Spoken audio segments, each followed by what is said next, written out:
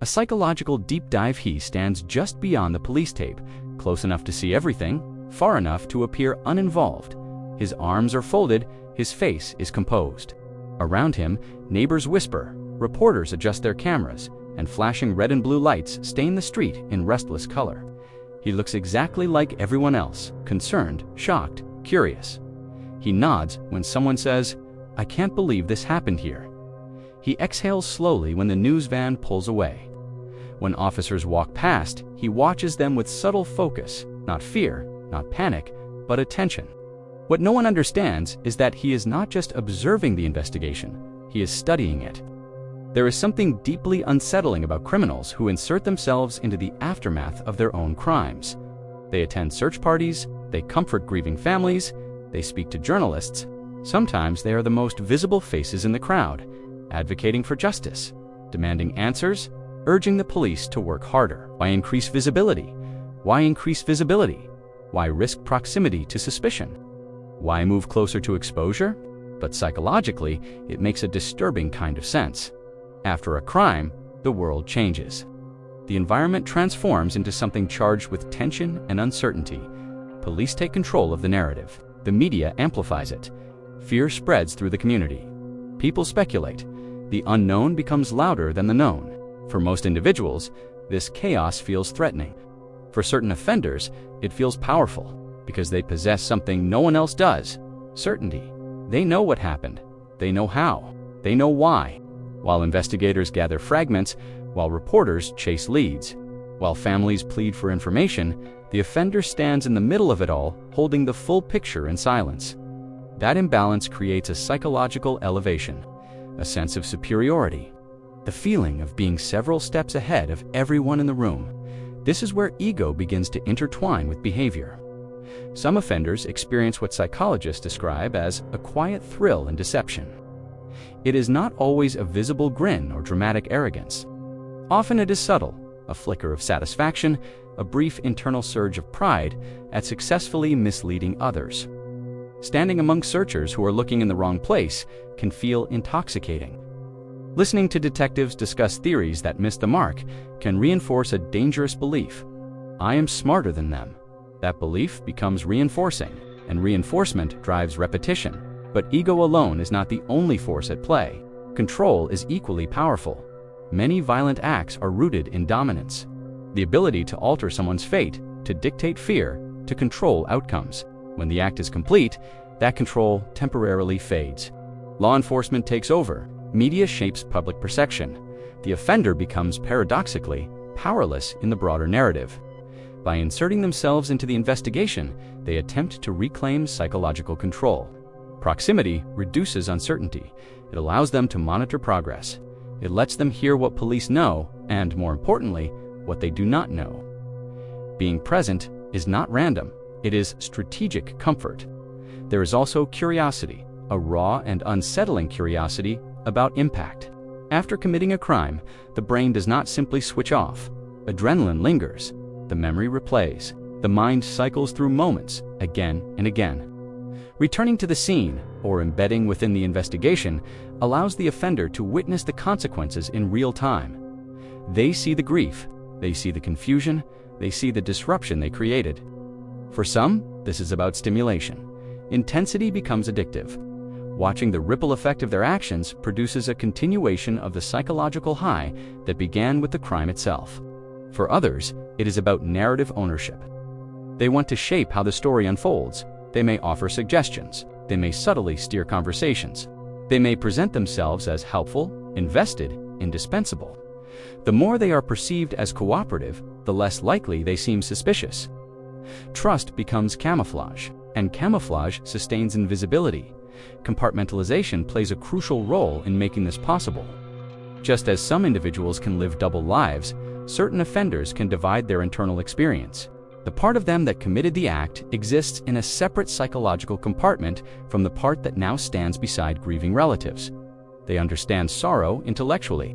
They know how to mirror appropriate emotion, but emotional resonance may be shallow or absent.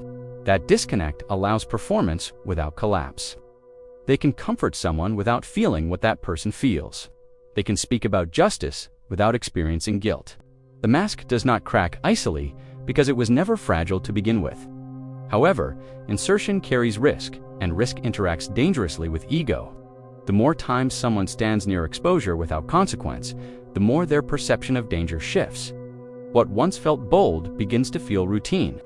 What once required caution begins to feel safe. Overconfidence seeps in quietly. They may talk too much, they may appear too frequently, they may volunteer information that was never asked for. Sometimes they correct investigators in subtle ways, revealing knowledge they should not possess.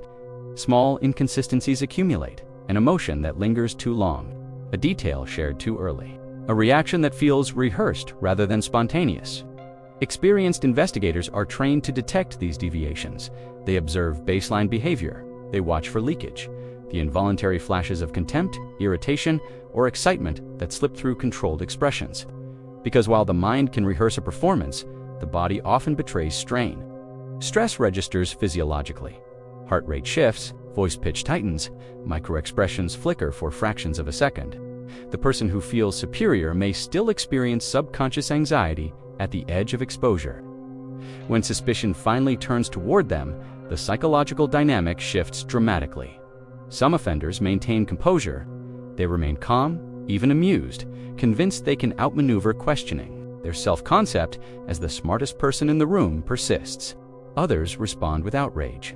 They rely on their established image, the helpful neighbor, the devoted friend, the visible supporter, to shield them. Why would I help if I were guilty? They may argue. In fact, it often amplifies it. Every appearance, every statement, every interaction becomes data. The more present they are, the more patterns they create, and patterns can be traced. There is a cruel irony in this behavior. The very insertion that once provided comfort and superiority often becomes the thread investigators pull to unravel the entire case. Communities are often stunned when the truth emerges. The shock is not just about the crime itself, but about the visibility of the offender. He was always there. She was always speaking. They seemed so involved. Involvement felt like proof of innocence, but involvement can also be strategy. This forces a difficult psychological realization. Evil does not always isolate itself. It does not always hide in darkness or distance. Sometimes it integrates.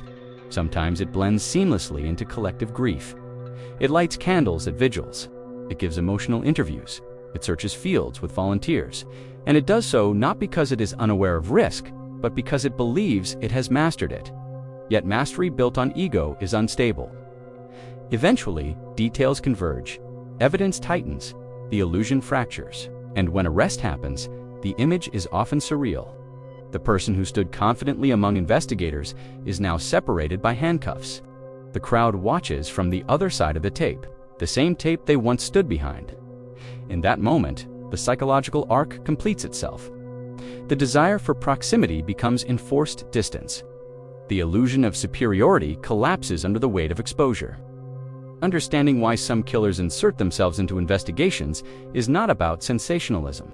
It is about recognizing patterns of ego, control, stimulation, and compartmentalization that shape behavior. It is about acknowledging that proximity does not equal innocence, and visibility does not guarantee virtue. Sometimes, the person watching the investigation most closely is not seeking answers. They are monitoring their own shadow, and sometimes, the closer they stand to the truth, the harder it becomes to escape it. The interrogation room doesn't care about your performance. There's no crowd to read, no cameras to impress, no grieving family to comfort. There are no neighbors whispering theories that you can subtly redirect. There is only stillness. He sits across from the detective, his posture steady, his breathing controlled. The confidence he carried at the crime scene hasn't disappeared. It has condensed, tightened, become quieter. This is the stage he did not rehearse for. When he stood behind the yellow tape days earlier, he felt powerful. He knew something no one else did. He watched investigators move in patterns he already understood were wrong. He felt elevated, insulated by his own secret. Now, that secret sits between them. Unspoken, heavy.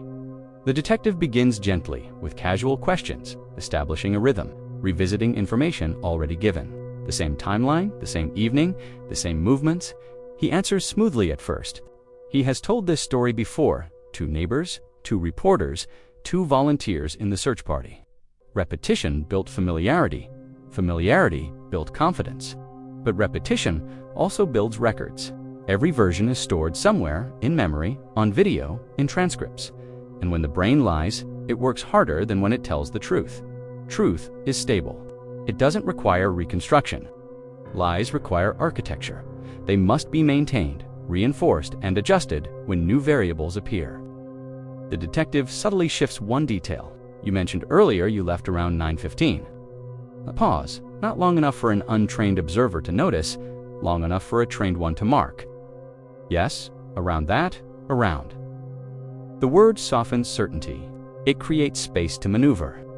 The detective leans back slightly, not aggressively, just enough to alter the dynamic. Silence fills the room.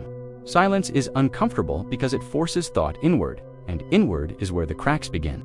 When someone inserts themselves into an investigation, they believe proximity equals safety. They believe helpfulness creates immunity, but proximity also means exposure to facts. It increases the risk of revealing knowledge that shouldn't exist. "How did you know she was found near the trees?" the detective asks calmly. Another pause, this one heavier. He had attended the search. He had heard whispers. He had seen where the police vehicles were clustered. But officially, that detail was never released. His mind recalculates. Did he say that publicly? Did someone else mention it? Was it just speculation? The brain, under pressure, scans for escape routes. "I just assumed," he says. Assumed. The detective nods as if satisfied, but internally, a note is made. Insertion creates familiarity.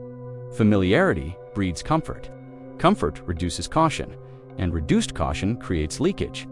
Leakage is rarely dramatic. It's not shouting or trembling. It is precision where vagueness should exist. It is certainty where ignorance would be natural. It is calm where fear might be expected. Over time, the room begins to shrink psychologically. He shifts in his chair. His posture, once relaxed, becomes rigid. The performance that felt effortless in public now feels laborious. There's no audience to absorb it, no emotional energy to mirror. The detective circles back to emotion. "You seemed very composed in your interview." He smiles faintly. "People handle things differently. True, but tone matters. Micro-expressions matter." A flicker of irritation crosses his face before he suppresses it. The body betrays what the voice conceals. When offenders insert themselves into investigations, ego often fuels their boldness. They believe they can manage perception indefinitely. They underestimate cumulative scrutiny. The detective introduces evidence gradually. Phone data placing him closer than expected, a vehicle sighting, a timeline inconsistency. Each piece alone is survivable. Together, they form pressure. Pressure disrupts cognition. Working memory overloads. Emotional regulation thins. The neat compartments that once separated the crime from daily life begin to leak into one another. He attempts charm, leaning forward slightly. "I've been nothing but cooperative." Cooperative is a shield. It implies innocence. It reframes suspicion as unfair. But cooperation does not cancel evidence. The detective lowers his voice slightly, not threatening, just grounded. "We think you know more than you've said." There it is, direct but controlled. The statement isn't a question. It's a psychological pivot. It signals that the illusion of invisibility is dissolving. Inside his mind, competing forces collide. Pride resists surrender. Fear calculates consequences. Ego whispers that this can still be controlled. When criminals insert themselves into investigations, the insertion itself becomes part of their identity. They were the helpful one, the visible one, the engaged one. To admit guilt would require dismantling that constructed self. An identity doesn't collapse easily. He denies again, stronger this time. His voice is slightly louder, his hands moving more than before. The detective allows him to speak. People under stress often reveal more when uninterrupted. Words spill faster than they can be filtered. Details shift again. A time changes by 5 minutes. A route adjusts subtly. He doesn't realize the accumulation, but the detective does. Hours pass. Fatigue sets in. The brain grows tired of maintaining fiction. Emotional responses become inconsistent. Anger surfaces briefly, then calm, then frustration. The mask doesn't shatter dramatically, it erodes. When confronted directly with the strongest evidence, silence returns. Not strategic this time, heavy, he stares at the table. The superiority that once accompanied standing behind police tape feels distant. The illusion of being untouchable weakens. For some, this is the breaking point. A confession emerges not from morality, but from cognitive exhaustion. The lie becomes too complex to sustain. For others, denial persists even in the face of overwhelming proof, because admitting the truth would destroy the internal narrative that justified everything. The interrogation room reveals something essential about this insertion behavior. Standing near chaos once felt empowering, but proximity cuts both ways. The closer you move to an investigation, the more you entangle yourself in it. Every appearance creates a record. Every statement creates a comparison. Every performance creates a baseline that can later be measured against stress. In trying to control the narrative, he placed himself inside it. In trying to feel superior, he underestimated cumulative scrutiny. In trying to relive the crime safely, he walked repeatedly toward exposure. When the door finally opens and officers step in with formal words and metal restraints, there is no crowd this time, no neighbors watching, no cameras capturing controlled expressions. Just the quiet realization that the proximity he once sought has collapsed into confinement. The yellow tape he once stood behind now exists as distance. Distance from freedom, distance from illusion, distance from the identity he constructed so carefully. And the most unsettling truth remains this: he did not have to be caught near the crime scene. He chose to be, because ego, curiosity, and the thrill of deception pulled him closer and closer until there was nowhere left to stand. The mask did not fail him. His need to wear it did. Thanks for watching. If you found this interesting, consider subscribing for more deep dives into the psychology of crime. See you next time.